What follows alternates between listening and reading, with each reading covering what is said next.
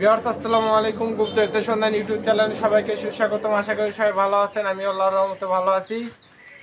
তো দূষিত কবরের মাটি, দূষিত কবরের মাটি কাকে বলে? শনিবার, মঙ্গলবার, অমাবস্যা, পূর্ণিমার রাতে যে ব্যক্তি মারা যায় তার কবরের মাটিকে দূষিত কবরের মাটি বলা হয়।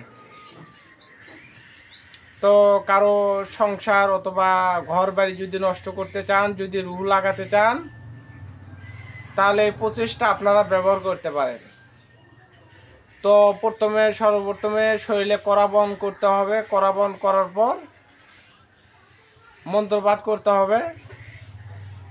রু জাগো, যে কাজে লাগাবো সেই কাজে লাগো, দোহাই তোমার ধর্মের, দোহাই তোমার ধর্মের, দোহাই তোমার ধর্মের। 3বার বলবেন, রু জাগো, যে কাজে লাগাবো সেই কাজে লাগো, দোহাই তোমার ধর্মের, দোহাই তোমার ধর্মের, দোহাই তোমার ধর্মের।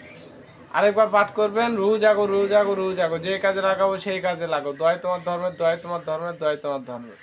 বলার পর ওই মাটিটা আপনার শত্রুর বাড়িতে ছিটাই দিয়ে আসবেন। তারপরে দেখুন কি হয়। তো এগুলো আমার পরীক্ষিত বিদ্যা। আপনারা কাজ করুন, শত্রুকে উচিত শিক্ষা দেন যাতে করে ও আর কারো ক্ষতি করতে না পারে। আমি দেখছি, অনেক মানুষ দেখছি যারা ইচ্ছাকৃতভাবে মানুষের ক্ষতি করে। এর কথা ওর কানে লাগায়, ওর কথা ওর কানে লাগায়, দুইজনের মাঝে শত্রুতা সৃষ্টি করে দেয়। তো আপনারা কাজ করুন, ফল অবশ্যই পাবেন। তো সবাই ভালো থাকবেন, সুস্থ থাকবেন। আসসালামু আলাইকুম। আর আমার বিদ্যাগুলো কিন্তু খুব সহজ বিদ্যা। গুরুবিদ্যা সবসময় সহজ হয়। আসসালামু আলাইকুম।